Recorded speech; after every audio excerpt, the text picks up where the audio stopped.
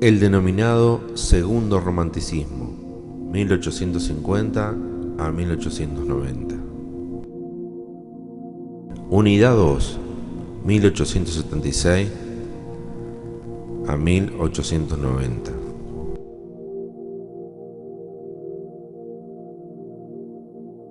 Fechas importantes: 1871. Champs-Élysées y otros compositores franceses fundaron en París la Sociedad Nacional de Música, cuyo lema era Ars Gallica.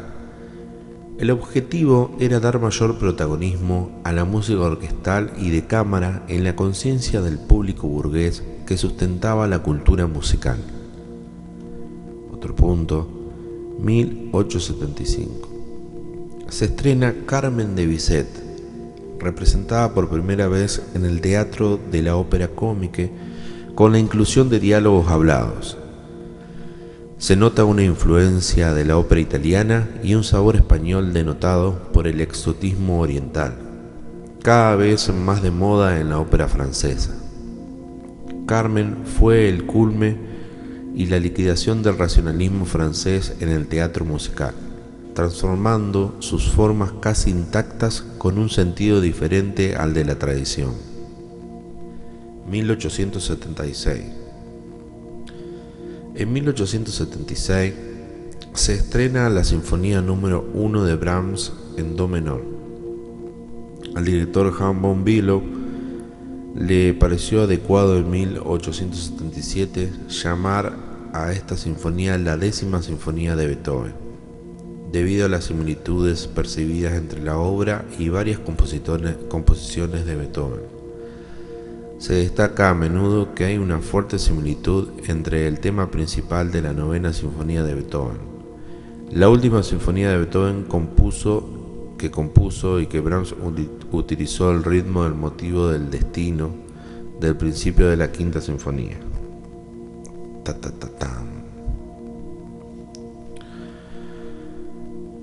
Alemania. Brahms y el formalismo de Handlisk, entre paréntesis, antirromanticismo, anti-wagnerismo, cerrar paréntesis. Handlisk y el formalismo.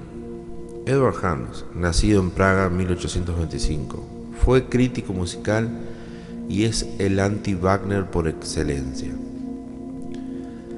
Sus ideas son la primera reacción violenta y radical contra el romanticismo, contra la concepción de la música como expresión de cualquier sentimiento u otro contenido. Utiliza los conceptos estéticos de Herbert. El arte es forma y no expresión.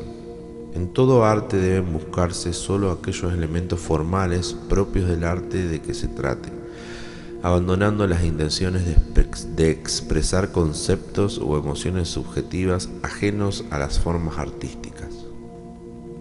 El concepto fundamental del pensamiento de Handlisk es la identificación de la música en su técnica. La técnica musical ya no es un medio para expresar sentimientos o ideas extramusicales. La música solo puede expresar ideas musicales.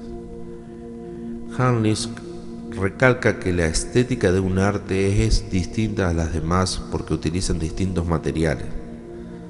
Afirma que existe una belleza propia de la música que no se identifica con el resto de las artes. Handlisk se opone directamente a la estética romántica, la estética del sentimiento y en consecuencia la estética wagneriana. Entonces los ideales románticos que aspiraban a la unificación de las artes, considerando la belleza como una categoría del espíritu presente en todas las artes, comenzaron a tambalearse. Desde el momento que se establecen las bases de una nueva estética de la forma y no del sentimiento. Handlisk liberó a la música de su contenido emocional, sentimental, descriptivo o literario, pero dejó abierto el problema de cómo se plasma el espíritu y de cómo se configura en la experiencia humana la actividad objetiva y moldeadora.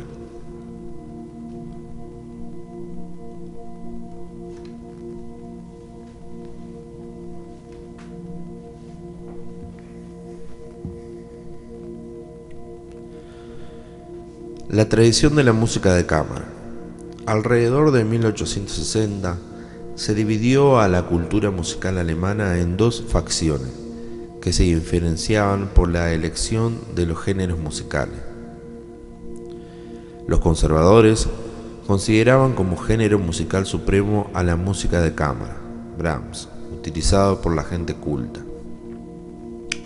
Los progresistas, quienes estaban a favor de la nueva escuela alemana, Wagner, Liszt y Berlioz, componían para el drama musical, la ópera y poemas sinfónicos, y rechazaban la música de cámara, que consideraban de naturaleza conservadora.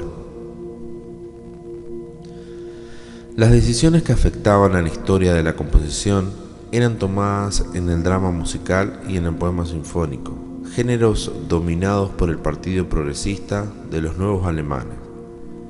Para ellos no existía la música de cámara.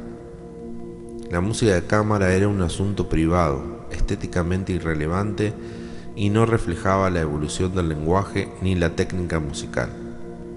Estaba eclipsada por la vida musical pública, la ópera, el concierto virtuoso y el gran concierto. En la historia de la música del siglo XIX, la categoría central del conservadurismo fue el concepto de forma. Sin embargo, hacia 1910, las cosas se invirtieron. La música de cámara se convirtió en un campo de innovaciones, la transición hacia la atonalidad.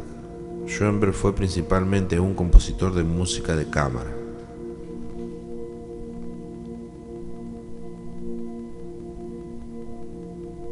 Johann Brahms residió en Viena por ser el principal polo de atracción del clasicismo musical, y también porque era la ciudad en la cual se estaba gestando una generación de intelectuales que a fines del siglo XIX y comienzos del siguiente iniciarían una crítica sistemática contra todos los lenguajes y formas de conocimiento. Más que cualquier otro compositor, Brahms profundizó en el estudio de la música del pasado y explotó las posibilidades de la forma sonata.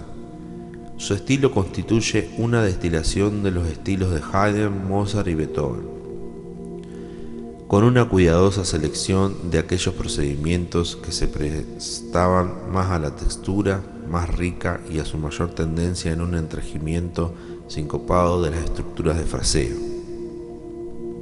Brahms fue el principal opositor del progresismo de Wagner y Liszt.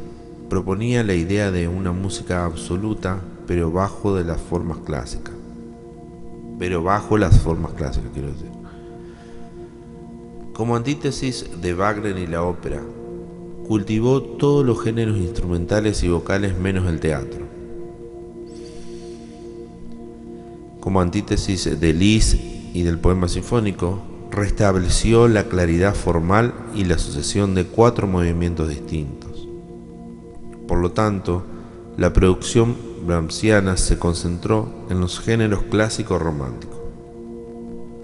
La breve pieza lírica para piano, el lied para voz solista y para coro, la sinfonía, el concierto y principalmente la música de cámara, tríos, cuartetos, quintetos y sextetos para formaciones diversas, sonatas para piano, instrumentos de cuerda y viento.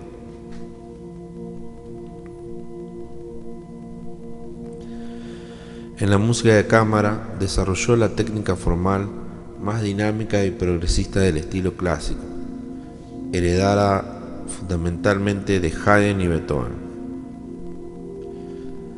La elaboración motívico-temática o variación desarrollante, según Schoenberg, Brahms solía emplear el mismo motivo en todos los movimientos de una obra, forma cíclica, como un principio subyacente que gobernaba todas las secciones en movimientos completos, con gran consistencia y rigor. El principio formal es la variación y el desarrollo de núcleos motívicos que en ocasiones se reducen a un simple intervalo. Ya no se impone la clásica correspondencia de frases pregunta-respuesta. Solía superponer frases y aumentar rítmicamente melodías muy sencillas. Su orquestación puede verse como una elaboración y ampliación de su estilo camerístico. Los motivos y temas pasan constantemente de un instrumento a otro o de una sección de la orquesta a otra, y los vientos evocan la sonoridad del órgano. En cuanto a las estructuras armónicas, la polivalencia funcional de cada acorde se incrementa y así se amplían las regiones tonales. Partitura Brahms, variaciones sobre un tema de Robert Schumann, Opus 9, para piano. Quinteto en Fa menor, Opus 34, para piano y cuerdas, primer movimiento. Francia, ópera francesa, Bizet y Massenet. Georges Bizet, 1838-1875. Fue un compositor francés y pianista de excelencia reconocida, y es el ejemplo más conocido del músico al que una sola obra eclipsa el resto de su actividad.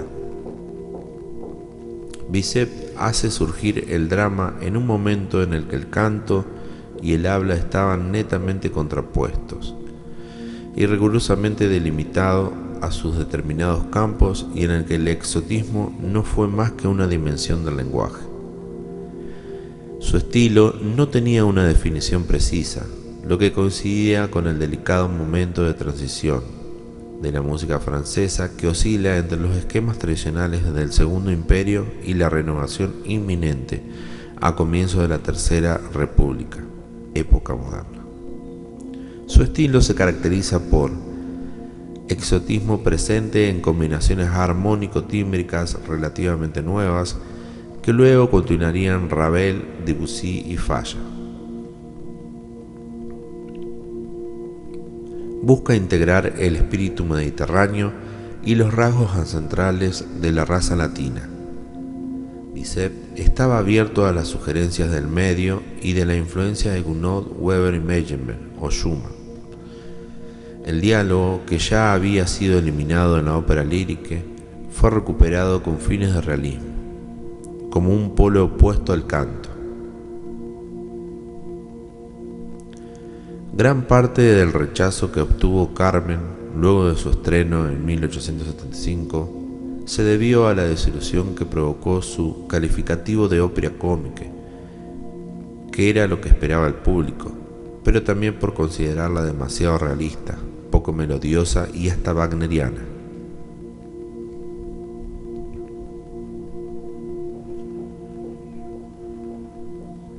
Jules Massenet, 1842-1912. En sus obras, la relación entre canto y texto encontraron una gran homogeneidad en la prosodia. El resultado de esta técnica, aplicada sobre todo en las melodías camerísticas y en las óperas, proporciona un carácter particular a la melodía vocal, difundiéndose también en la música instrumental en forma de un corte especial de reconocible resonancia lingüística.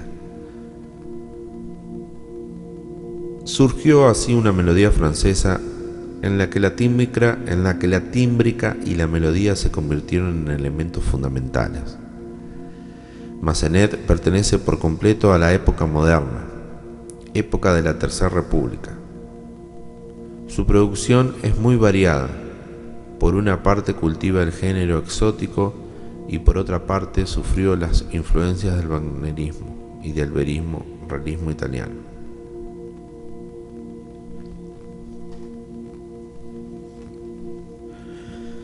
Drama lírico y verismo, ópera.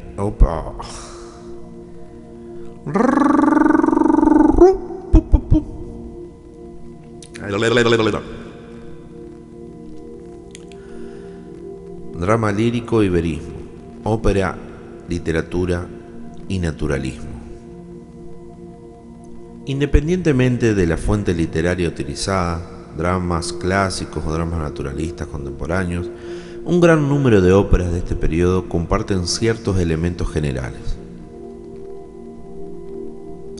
Se centran en la individualidad de los personajes y su psicología, a diferencia del espectáculo grandioso, los efectos teatrales y divertimentos de la gran ópera.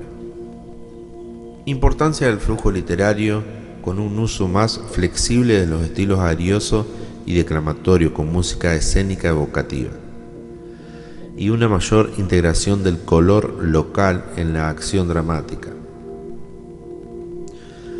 El naturalismo es la conjunción de estos tres elementos: la psicología de los personajes, el flujo literario y la integración de lo exótico, el color local.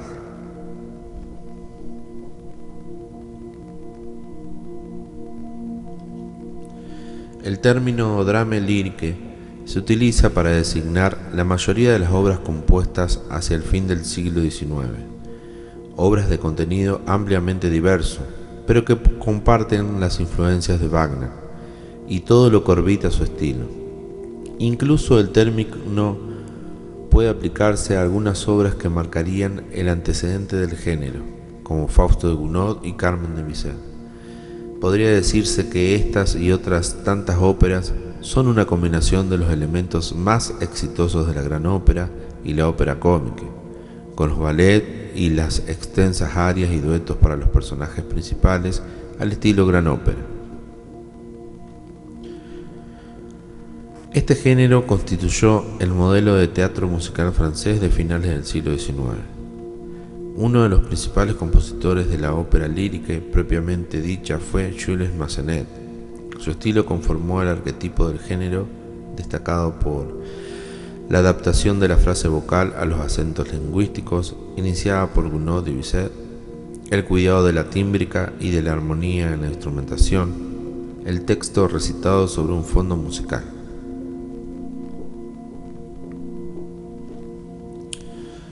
Dos ejemplos cruciales de cómo se configuraron estos estilos en las obras de este periodo. 1. Carmen de Bizet, estrenada en 1875. Representada por primera vez en el teatro de la ópera cómica, con la inclusión de diálogos hablados, se nota una influencia de la ópera italiana y un sabor español denotado por el exotismo cada vez más aceptado en la ópera francesa, la penetración del oriental. Lo que no estaba tan de moda pero genera atractivo era el argumento de carácter realista, una descripción seria de la gente ordinaria, incluyendo mujeres que fumaban cigarrillo en público junto a una mezcla de erotismo y violencia. El atractivo perdurable de esta obra tiene que ver con la forma en que equilibra el aspecto realista y la fantasía operística soñadora. El diálogo hablado y el contenido relativamente libre siempre acercó a la ópera cómica a la vida real, en mayor medida que la gran ópera. Una tradición fina, elegante y dedicada al ideal del estilo elevado. Pero el realismo de la ópera tiene que ver con la exitosa materialización del entorno y el color local. Por ejemplo, los números al estilo español, como habanera, son toques efectivos de color local. El verdadero éxito se da en cómo viven estas piezas exóticas con el resto de la partitura, dentro de un aspecto coherente que va desde los estilos locales alegres, ensambles de ópera, cavatina lírica y melodrama. Representa el realismo a través de convencionalismos teatrales y símbolos trágicos. Carmen transgrede las normas de la ópera lírica. Representó el culmen y la liquidación del racionalismo francés en el teatro musical, transformando sus formas casi intactas con un sentido diferente al de la tradición. 2. Manon de Massenet, estrenada en 1884. En 1884, basada en la novela de Prévost, representa el epígono de la ópera lírica. El ambiente no es trágico, sino de un picante agridulce, y la música es en general bastante fácil y dulce. En la aproximación al tema por parte de Massenet hay una serie de limitaciones y restricciones característicamente francesas. El toque personal distintivo en esta obra radica en el sentimiento de ideal nacional, mundo ideal en el que todo se desarrolla conforme al bien y la belleza, y sus recuerdos melancólicos del mismo. La dulzura y amabilidad características de la ópera lírica, conquistó los corazones de todo París de tal modo que la ópera cómica prácticamente desapareció. El diálogo hablado asume a veces la forma de un melodrama, es decir, el texto se recita junto a un fondo musical. Esta obra hace gran uso del popurrí histórico, trabaja las modas de baile francés de los siglos XVII y XVIII para crear un fondo de época y caracterizar a los protagonistas apasionados en un romanticismo tardío.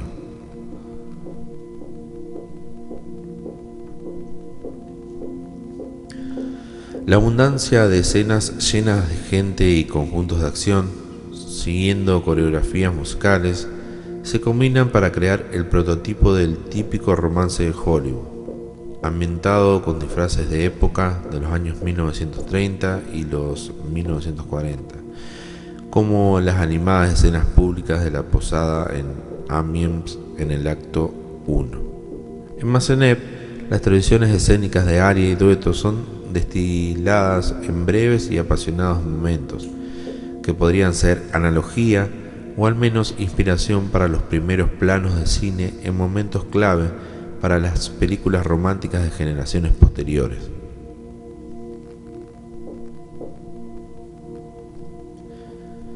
Partitura Massenet Manon, acto 1. Reston Ichi, puis quitte le faut, Baillon, Manon. Te debo en francés. Ars Gallica. La música instrumental francesa del compás 1870 en adelante. Antes de 1870, la ópera era la única forma musical admitida oficialmente en París. La guerra franco-prusiana en 1870 marcó el fin de la primacía operística en Francia y permitió la difusión del repertorio clásico romántico alemán. Abrió las puertas a la influencia wagneriana y el merecido reconocimiento de Berlioz. Un grupo de jóvenes músicos fundaron en 1871 la Sociedad Nacional de Música bajo el lema de Ars Gallica, con la finalidad de difundir el repertorio nacional francés reciente. Entre los miembros fundadores se encontraban Camille Saint-Saëns, Julien Massenet, Gabriel Fauré y César Franck. El objetivo principal era otorgar mayor protagonismo a la música orquestal y de cámara parisina, opacada por la ópera en la conciencia del público burgués. Allí se desarrolló una tendencia hacia la música instrumental y sinfónica francesa de finales del siglo XIX y primeros años del siglo XX. La tendencia musical era el sonido moderno de Wagner, en rechazo a la música de Brahms, que intentaba proteger a la forma sonata de su decadencia por las nuevas complicaciones de la armonía y la forma. La pomposidad característica de la sociedad fue combatida y satirizada por Fauré, Ravel y Debussy. La progresión que se suscitó bajo la presidencia de Indy provocó a Fauré y Ravel fundaran aparte la Sociedad Musical Independiente en 1910. César Franck, de nacionalidad belga, fue uno de los principales exponentes de la sociedad. Combinó los estilos de Bach, Liszt y Wagner y se abocó a los géneros del oratorio, la ópera, la música camerística y el poema sinfónico.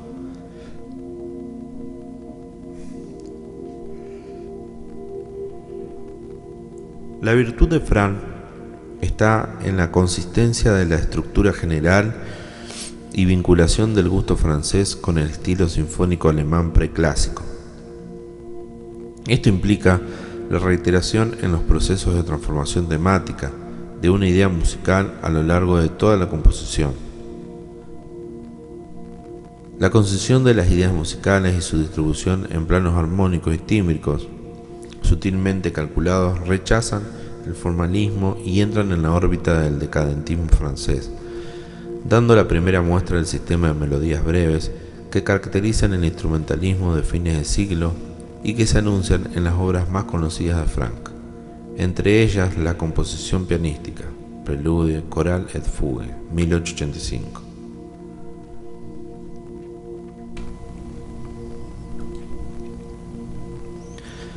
Partitura César Franck, Prelude, Coral et Fugue para piano. Rusia.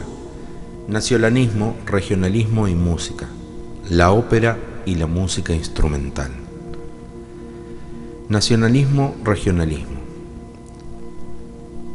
Después de la influencia de Wagner, la fuerza más poderosa en la música de mediados del siglo XIX fue el nacionalismo, que surgía prácticamente en todos los casos por razones políticas, generalmente por la represión política. Así fue que surgieron nuevos centros geográficos de producción musical llamados escuelas nacionales. En los países sometidos por potencias extranjeras, el teatro de ópera fue el responsable de afirmar la cultura nacional, llevando al escenario argumentos patrióticos mediante un idioma musical que el público podía identificar como propio. El auténtico nacionalista explota los ritmos característicos de los bailes nacionales, como Chopin y Dvorak, y generalmente incorpora melodías de folclore popular. Existen dos formas de acercamiento al nacionalismo. El tipo de nacionalismo que se delata en idiosincrasias del pensamiento musical, música de los rusos, entre paréntesis, y el de un estilo melódico relacionado naturalmente con la música popular, paréntesis alemanes, cierra paréntesis. El compositor que vive en un país donde la música flota en el ambiente adquiere un vocabulario musical natural basado en lo que se escucha. En términos de ese vocabulario, forma la textura básica de su música. Pasamos a la escuela rusa. Escuela rusa. En Rusia, la defensa y la promoción de la música nacionalista fue más radical que en cualquier otra región.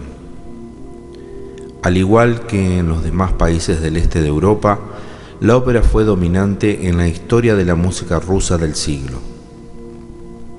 La escuela rusa ha comenzado a existir desde los tiempos de Glinka, mitad del siglo XIX, con características propias que la diferencian de cualquier otra escuela europea, determinantes de su carácter y desarrollo.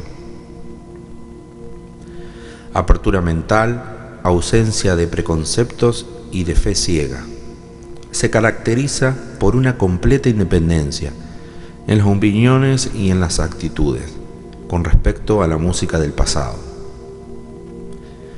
El arte ruso se distingue en que prácticamente todas las mejores obras en música, pintura y literatura dependen de bases prefabricadas, con un material predeterminado. Son indispensables. Los músicos rusos rechazan la noción de que la doctrina debe ser estrictamente árida y pedante. Tienen una actitud relajada hacia la ciencia musical. Nunca escriben obras de rutina y es la mayor diferencia que tienen con las escuelas europeas, muy celosas de sus dogmas y tradiciones. Constante búsqueda del carácter nacional. En Rusia, todos llevan consigo los cantos populares y están inmersos desde su nacimiento en una atmósfera de música auténticamente popular. Los compositores europeos tomaron siempre el material folclórico de otros pueblos, pero sin embargo no crearon una auténtica música con identidad nacional, porque no expresa el espíritu de su pueblo ni está arraigada a su vida. Notoria presencia del elemento oriental. En las obras de los compositores rusos, este elemento tiene mucho mayor importancia que en el resto de Europa. Predilección por la música de programa. Música rusa. Las obras de los compositores rusos muestran cómo lograban introducir las genuinas melodías populares en la música artística. Los rusos utilizaron el material folclórico mucho más libremente de lo que jamás se había hecho antes. La canción folclórica es una entidad musical completa que no contiene ninguna posibilidad de desarrollo. Glinka descubrió una manera, en su Ruslan, de componer a partir de una canción folclórica sin destruir ni su forma ni su espíritu.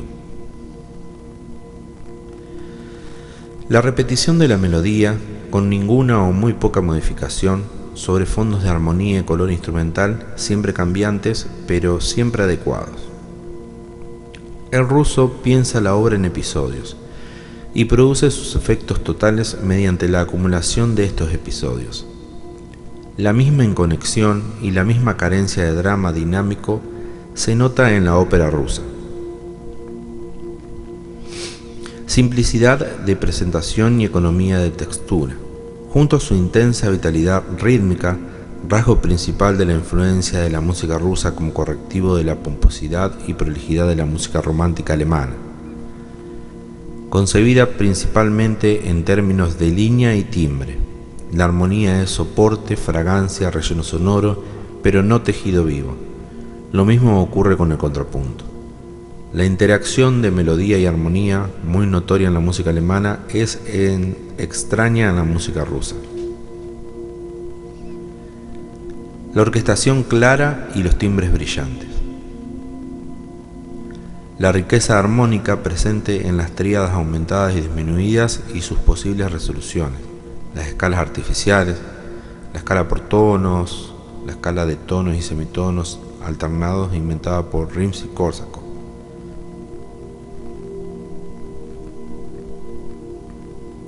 Mikhail Glinka, 1804-1857.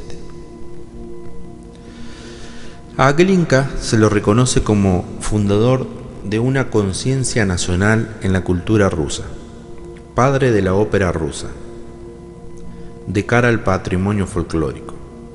La búsqueda deliberada de una identidad cultural es precisamente el elemento nuevo que infunde a la ópera un auténtico carácter allí donde antes habían tan solo un genérico color ruso.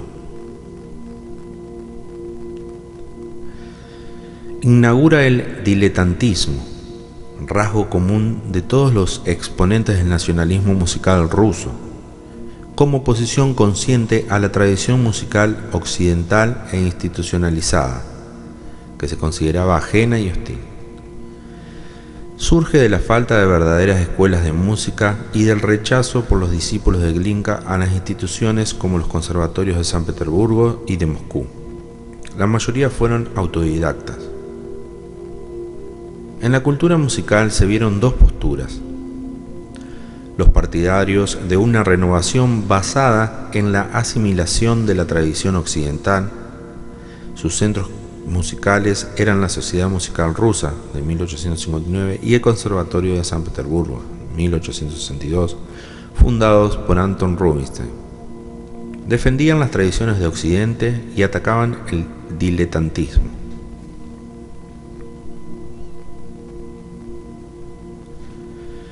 Los nacionalistas que intentaban profundizar el surco trazado por Glinka con la creación de la Escuela Libre de Música en 1862 con el doble objetivo de mantener vivo el ideal de una educación espontánea, libre de dogmatismos escolásticos y de cultivar en los conciertos la música nacional. Su director fue Balakiev desde 1863. Vladimir Stasov, influyente crítico de arte, fue el ideólogo del nacionalismo musical ruso. Propone el nombre de Grupo Poderoso para aquellos compositores conocidos en Occidente como el Grupo de los Cinco. Balakiev, el líder, César Cui, Mussorgsky, Nikolás Rimsky-Korsakov y Alexander Bodorin, con los cuales se identifica la llamada Escuela Nacional Rusa.